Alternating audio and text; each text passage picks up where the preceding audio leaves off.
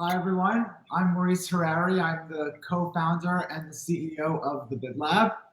The Bid Lab finds, completes, and services responses like yours. And really, we customize our services to our clients. So whatever you're looking for, whether it's to increase your costs, lower your risk, anything having to do with RFPs, we can help.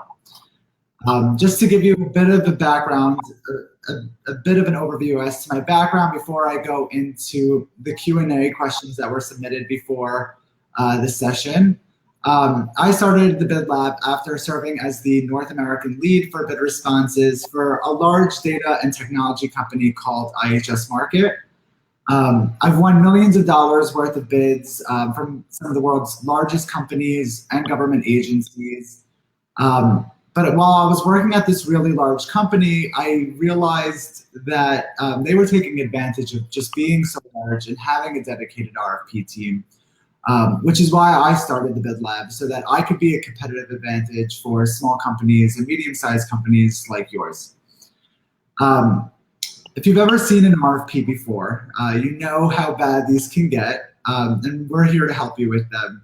They can be hundreds of pages long, requesting information that covers, multiple teams across your organization, and it can really be a big headache, especially if you've lost in the past. And so, that's what we do all day, every day. And so we actually love doing RFPs. So if you want to just hand it off, you can always hand it off to us. But if you are doing them yourself, I'm going to now go into the Q&A and provide you with some more information to help you do it. So let's get started with the submitted questions and answers. Okay, so the first question that I have here is, I have a question as an RFP newbie. So RFP stands for Request for Proposal, which means that an organization is requesting proposals or bids for a project. So when a vendor would like to bid for that project, is it called responding to an RFP or submitting a bid or writing a bid? I get pretty confused, especially now with all the new terminology used. That's normal. And by the way, you're not alone being confused. I think most people get confused. I think a lot of people use the terms interchangeably, especially for an RFP writer. Oftentimes it's for an RFP responder, and so that's totally normal to get confused. But really what it is an RFP stands for Request for Proposal. So a request for proposal is when a big company usually, or a government agency, or someone is looking for proposals from various vendors. They're requesting for proposals. The vendors provide the proposals or the bids. Hence the name, the Bid Lab. We help vendors create those bids, and we actually now help government agencies and large companies draft and write their RFPs too. So we're actually helping both sides of the business. The second question that I get is, what is the difference between an RFP and an RFI? That's a good question, and again, a lot of times these terms are used interchangeably, but what an RFI usually precedes an RFP. It doesn't necessarily mean it will precede an RFP, but what an RFI is a request for information. A RFP is a request for proposal. So a request for information, they're looking for, usually it's when a prospect doesn't really know what's out there in the marketplace. They know what they need. They know that, say, they need to introduce a website redesign, but they don't really know what kind of features are out there. They don't really know what kind of pricing is out there or who nearby can do it. So what they'll do is they'll issue an RFI. It's usually short, that provides potential vendors with the criteria for what they really are looking for. And vendors then provide the information that's requested. There's usually not pricing involved in that, whereas a request for proposal is really a more formal bid that the prospect would be looking for. So another question we got is, what is an RFP? That's really an RFP or a request for proposal, it's, the definition is technically a type of bidding solicitation in which a company or an organization announces that funding is available for a particular project or program, and companies can place bids for the project's completion. But really what it is, it's just asking for proposals. They're asking you to, as the vendor, put together, according to their scope of work, their requirements, everything, their formatting requirements, everything like that. They want you to provide a proposal as per their request. What is the difference between a grant and an RFP? Okay, that's a really good question. And I'm actually going to go into grant writing a little bit more later on, but just with grants in general, grants are usually used by one organization or entity to try and get another organization or entity to do something that's in line with their own mission. So, for example, the Bill and Melinda Gates Foundation may issue a grant for developing clean water technologies in sub-Saharan Africa. An RFP wouldn't really do that because an RFP is more on a business need rather than a mission-oriented need. And usually there's funds that are allocated, but I do see grants all the time that are more, that do provide services or products to another company. We've been approached by a company that helps medical situations, and so they helps in medical situations, and so they actually applied to a grant where they didn't receive funds, but they actually received medical equipment instead, and that could be normal in grants. And grants usually come with a lot of reporting requirements also after you submit and win the grant. An RFP typically is you're supposed to be delivering it as you've promised in the past. Moving on to what is the recipe for a great RFP? Really, that's a very long-ended question, I would say. Great RFP, it really depends on the writer. I think that's the first and foremost important thing. Whoever is contributing to the RFP needs to be someone that is reliable, that you can trust, that is really someone that when a deadline gets tight or it gets tough, they aren't pointing the finger at someone else. They aren't trying to hand off the work to someone else. They are the person that will drive this home. Oftentimes, the person that is a good RFP writer has a lot of experience. RFPs can have really interesting situations come up when you're responding to an RFP. They're really exciting, but they can be really interesting too. And so you want someone that has had the experience to go through some of these crazy moments in order to really make sure that you submit it successfully, but also on time. There was an instance that we had just from experience where we had to actually ship an RFP response to a physical vendor, and people didn't realize that we had to ship it to a PO box. Now, an experienced RFP writer knows that FedEx does not overnight to a PO box. FedEx doesn't do that. You can only do that through USPS, and so we were going to miss the deadline if we didn't do that. And so instead, we were able to engage a courier service in order to get it in on time. But someone without experience wouldn't have known that and wouldn't have had that ability to, fix the problem as in the last second. You also want someone, and you really want to focus on the detail of an RFP. Detail is something that can make or break your response. If you're someone that just ignores or skims through the instructions, you might miss that. You will be disqualified if you submit something in a PDF format as opposed to Word.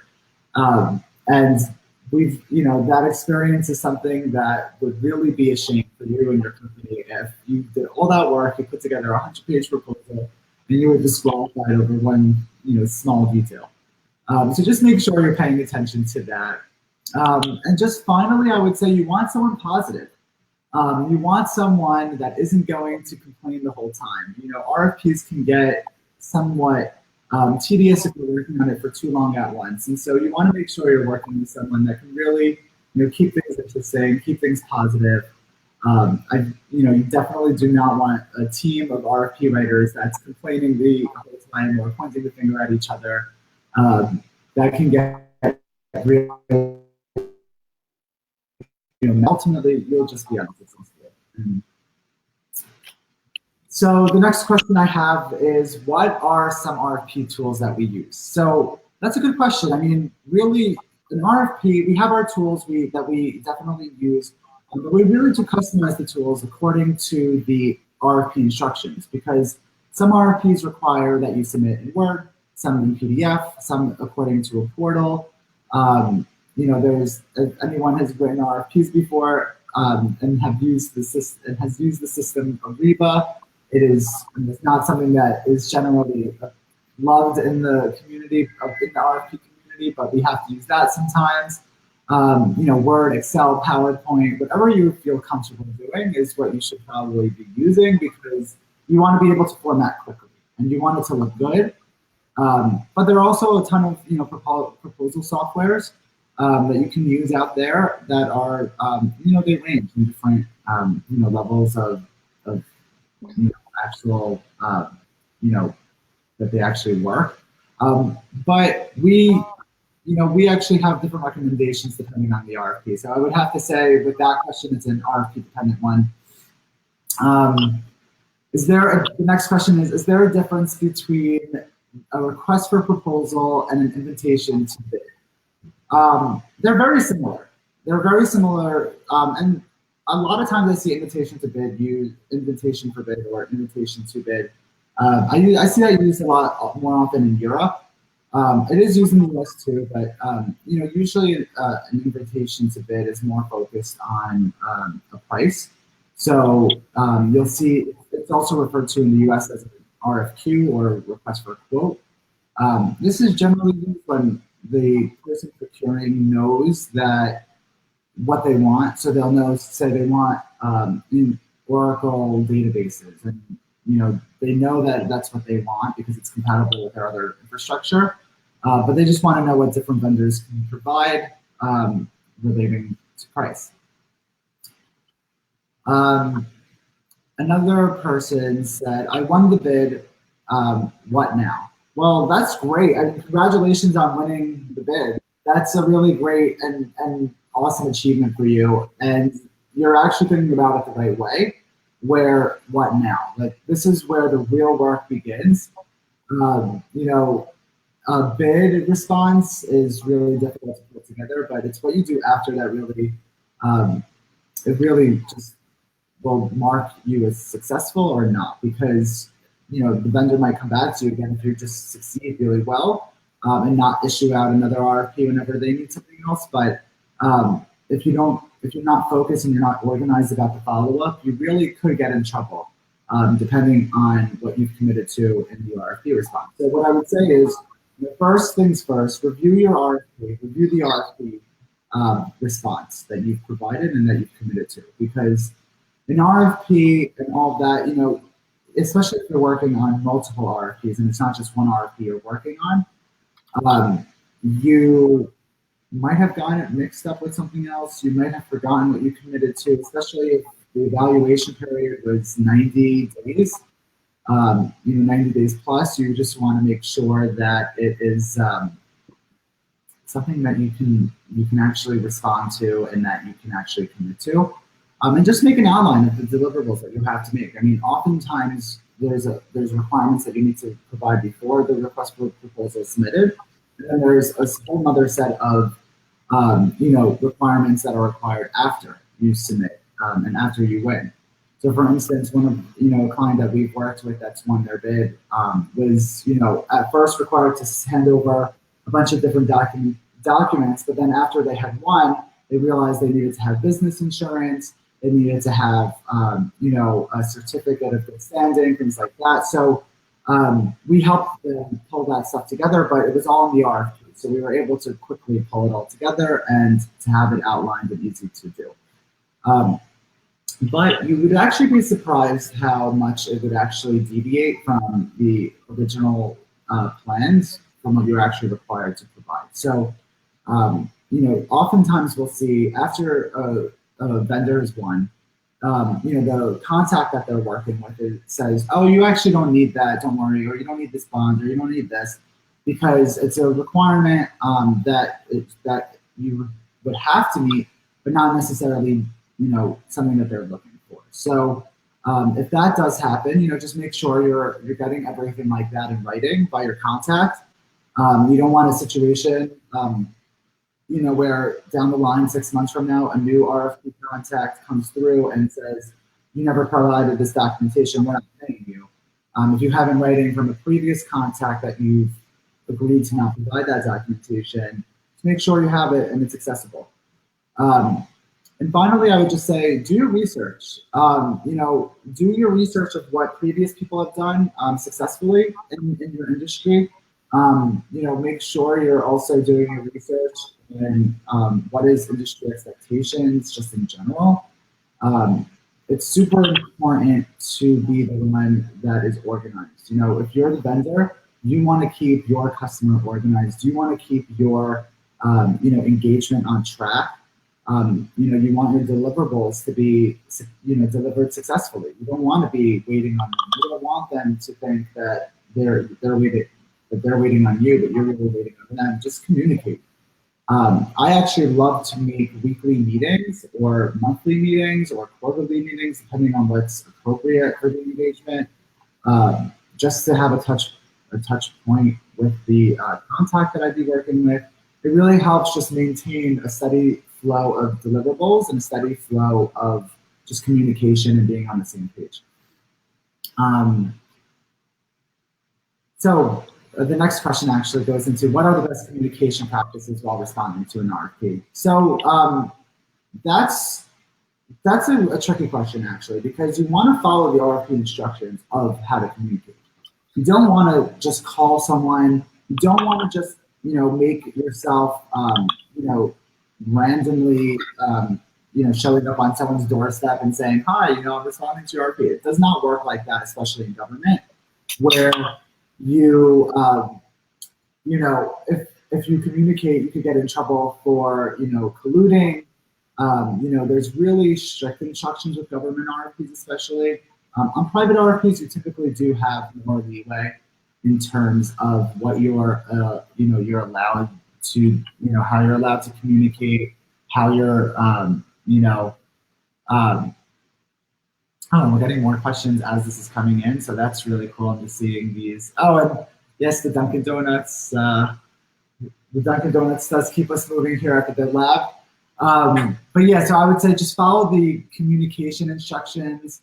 Make sure that you're not overstepping your boundaries, and also just be aware that if you're asking questions, that you are asking them in a way that doesn't reveal your secret strategy or your secret sauce, because a lot of times the RFP issuer will just post it publicly.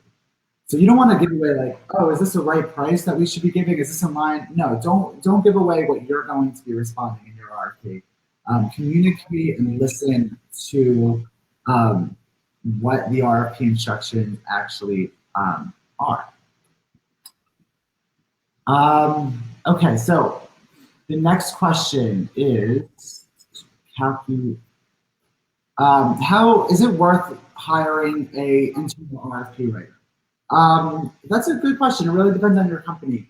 I actually started my career as an internal RFP writer at a really big company. Had, by the time I had left, about 15,000 employees, and so it was able to justify a team of RFP writers to really, manage it and be efficient with the responses. And it was a great team that really, we were able to manage hundreds of responses a year with just limited resources. So it does work out for really, really large companies to have, to hire an internal RFP writer. But, for small and medium-sized businesses, which is who we generally target, we find that it really doesn't make sense for them to hire someone just for RFPs, because either the volume of RFPs that they respond to just doesn't justify it, or they would prefer having more than one person review it.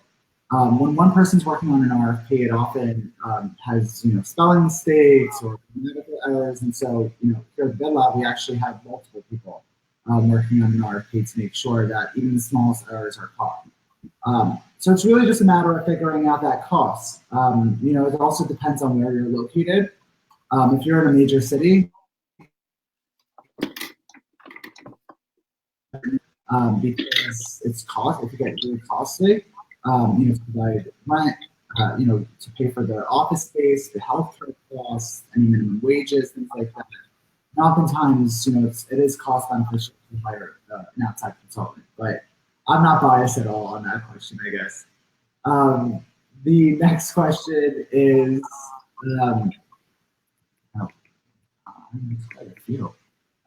okay, so how does the RFP process, or what is or how to win an RFP? That's really, I would say, making the RFP something that isn't a burden for everyone involved is like the most important thing I can point to of how to win an RFP. I would say, making the experience a positive one, it's just going to make your quality of work better. The turnover of your team or anyone working within your company just go down, which is always ultimately making RFPs more successful. But also you want to just make sure that you're working with someone that is not intimidated by a lot of work, that can keep things organized and it's just positive. I think that those are really how you win an RFP. And just follow the instructions. Follow the instructions. Be cognizant of any changes to the instructions that happen while you're responding, and really just do a good job with it. Treat it like it's something that is important to you, and it'll be reflective of your work.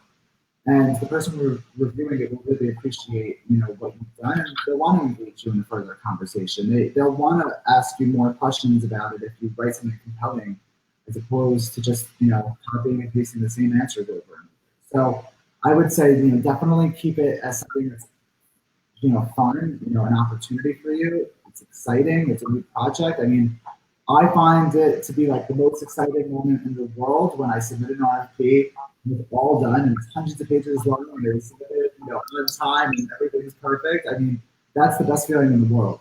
And just enjoy it. Really try to enjoy selling, because if you don't enjoy it, I would say find someone that does, because it'll really be very obvious to the person reading it that you've either copied and pasted answers, struggled through it, and take it seriously. So you just want to make sure you do that.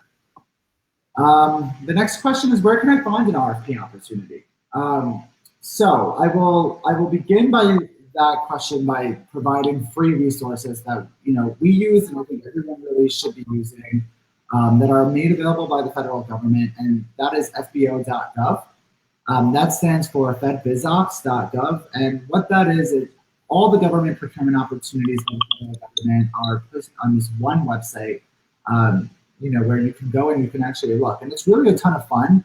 I love going through it. I'll just when I'm bored, I'll just go through it just to see what kind of interesting opportunities are out there. It's really a cool tool also because you can see what the government is planning on spending on in the future, because before they announce a legislation or something, you'll see that they're trying to procure a vendor that will actually be able to do that.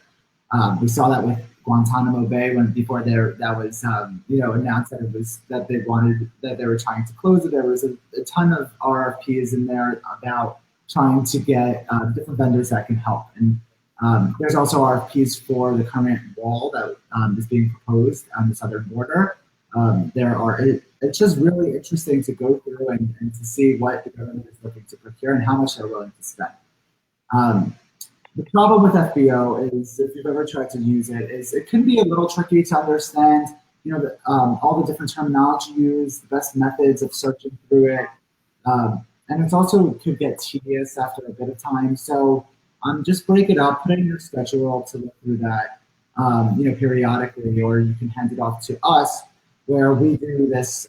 We look through that and a bunch of other sources using our Bid Finder service, which actually pulls in a lot of different sources outside of just that FBO.gov. We also go on local, we go on different private databases as well. And then another great resource is grants.gov if you're into grants, which we were talking about before. Grants.gov is also a free resource where you can see all the government grant opportunities out there, and they're really cool to see the types of funding thresholds that they provide, and really what kind of missions they're trying to push. And it's just something that you can really spend hours on and get lost in. So, why do we need an RFP writer? So, I mean, okay, so I've seen that I've actually had to answer that question when I was in my last job. A lot of different teams didn't understand what the benefit of having an RFP writer was, or why you needed someone dedicated to it. I mean, if you've seen an RFP before, you know that it can be really, there's so many different moving parts that encompass so many different parts of the business. So you'll see questions related to the product, the pricing, the information, if it's a technology bid, information security, your insurance, financial stability, and that can really touch on many different teams of an organization. And a traditional salesperson, might not want to be spending their time looking and responding to one RFP instead of just chasing new leads. And so I would say an RFP writer really is worth it because it really does keep track of the deliverables and make sure you're on time. And you can really tell in the final product that someone is dedicated to it. You read through it and it's instead of a bunch of different contributing voices, it feels like one person is writing a report or a proposal to you, and it just sounds better. It's easier to consume. When it's easier to consume, it's easier to award a project. So some additional questions coming through, and I'm going to just scroll through these live comments.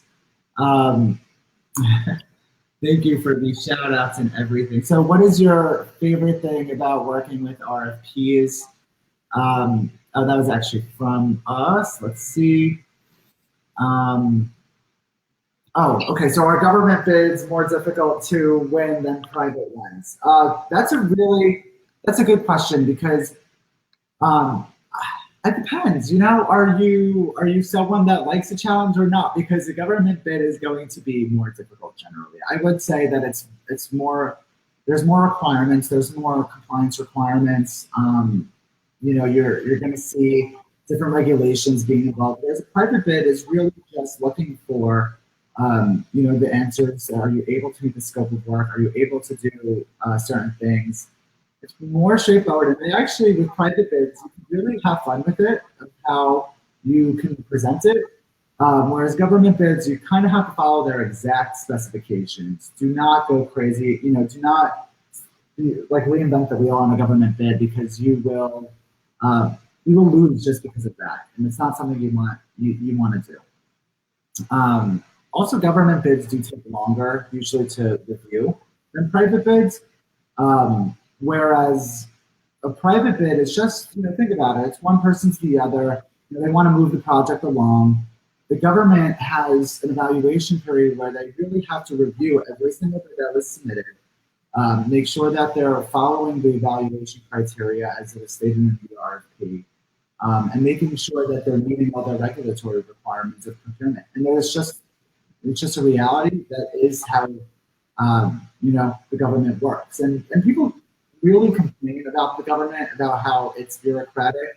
But I have to say I disagree. I really do think that the government working through the RFP process and really taking the time to evaluate them is actually really, as just citizens of the United States, realizing that we're in a society that is procuring fairly. They're not just giving all the procurement opportunities to say, Google or a big company. They're actually trying to spread it out into smaller businesses, and it's something that should be commended as opposed to. So just look at it that way and be excited, especially for a small business. There are a ton of opportunities just dedicated to you within the government. So definitely focus on them. Don't just ignore it. Can the big lab guarantee that we'll win an RFP? No, we can't. We really can't guarantee that, but we will guarantee we will do everything we can to make you win. You know, anyone that guarantees that you'll win is probably you know, lying or misleading you. You know, there's no reason to guarantee that. I mean, you know, it's really, there's so much that goes into an RFP. You know, there's an RFP that you can, you know, if your RFP is, you know, if you don't have good financials, that could disqualify you. So you don't want to just, we will do everything we can. So, and there are workarounds that we can teach you about to get you to increase your chances of winning, for sure. Todd asked, why might businesses need an RFP writer as opposed to just doing it ourselves? That's a great question. An RFP writer is actually knows what they're doing with RFPs. I mean, especially like a firm like us, you know, we do RFPs all day, every day. We do not, you know, that's our business. And as you're aware with your business, if you sell, say, you know, medical supplies, you focus on medical supplies. We focus on RFPs. And, you know, RFPs can take hundreds upon hundreds of hours of your own time. And we like to actually do it in anywhere between 20 and 30 hours for an RFP. We find that we can do it in. An RFP writer is just more efficient and better at it than someone else. But, you know, the best scenarios for an RFP writer is when someone that has never written an RFP tries to write an RFP by themselves, and then they realize that it's really daunting, or they're they're just messing it up, or something's going wrong, and so they'll just, you know, then hand it off to us. What else? Are there tools that help with RFP writing? So there are tools that help with RFP writing, and I actually already covered that a bit earlier in the session, but it is more geared towards, you know, what the RFP is actually asking for, as opposed to what you want to use or what you're comfortable with. You know, just make sure that, you know, whatever tools you use doesn't disqualify you. Typically, you're fine with just using Word, PowerPoint, Excel. You don't want to be the type of person, though, that responds, and even if you're in finance and you love Excel, if the person reviewing it does not know how to use Excel, you are not going to win. So just make sure you're using what the RFP actually requires, as opposed to anything else. What else is there? I think that is okay. So then, just another question that we've seen in general, because we do have a little bit more time, is the difference between an RFI, an RFP, and an RFQ. So an RFI is, like I said before, something that you start. It's when the person reviewing this does not necessarily know what is out there in the marketplace, features-wise, price-wise, vendors-wise, geography-wise. They could ask for pricing, but it's usually preliminary. Whereas an RFP is asking for all that, you know, all those different components, and an RFQ is just asking typically for the price. You know, the terms are used interchangeably, so I think that's why a lot of that type of question, you know, those questions are coming in. You really just want to make sure that you are, you know, asking and, you know, actually, you know, responding to the way that they, you know.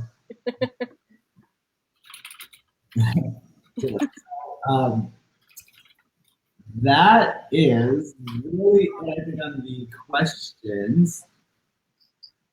If there is nothing else coming in on the live Q&A, then, oh, is there more?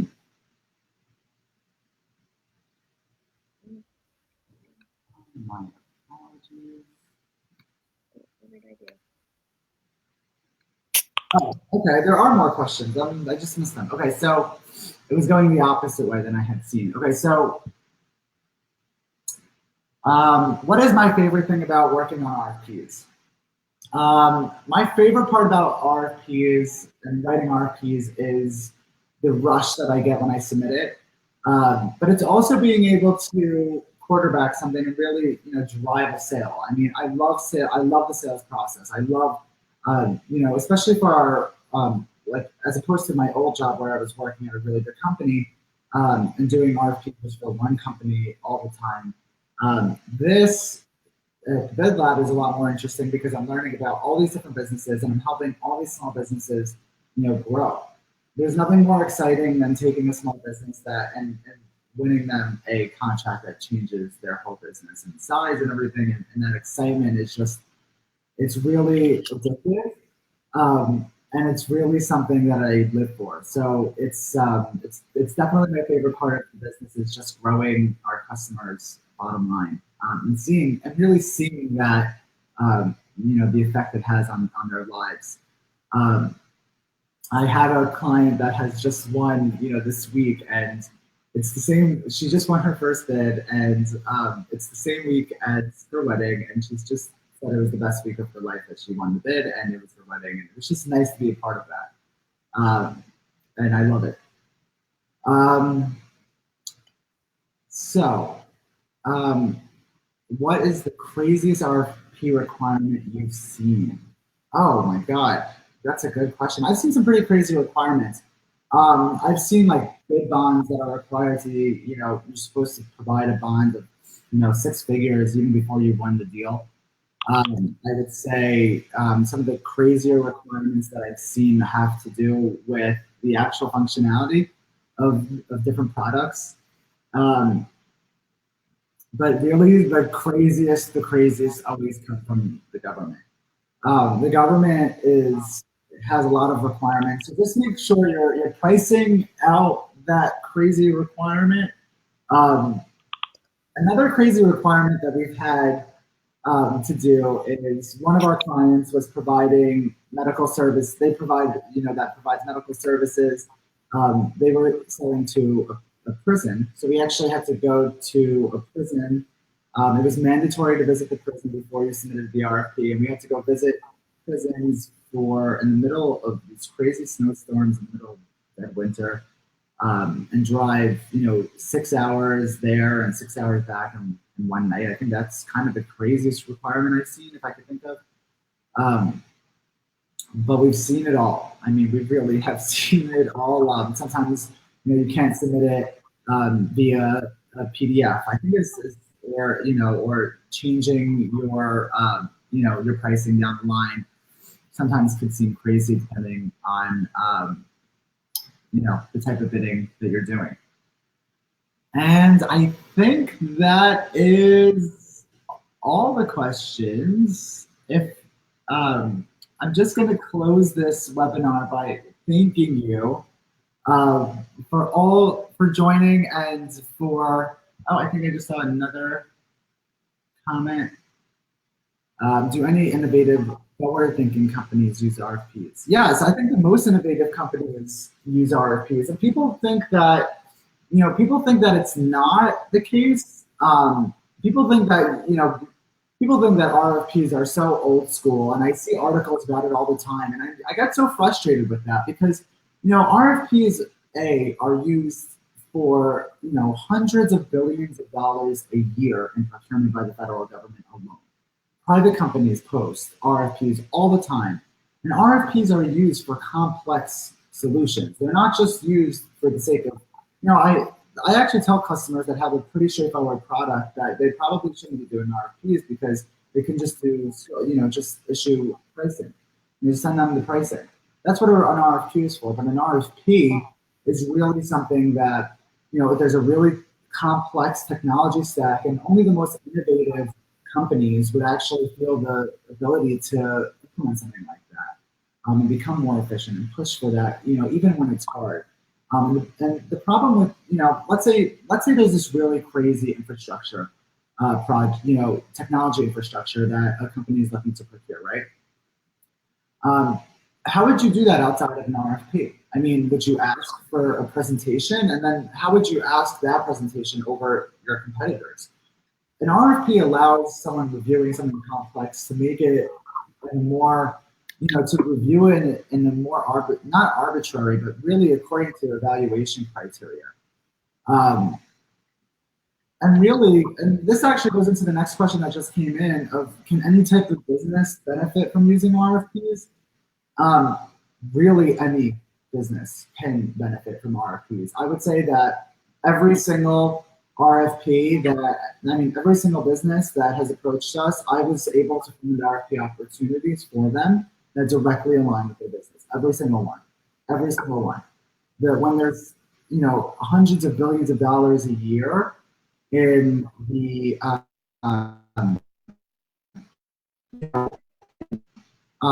that encompasses everything. I mean, the government buys anything from pencils and paper to the most complex virtual reality systems, and everyone should not be ignoring them.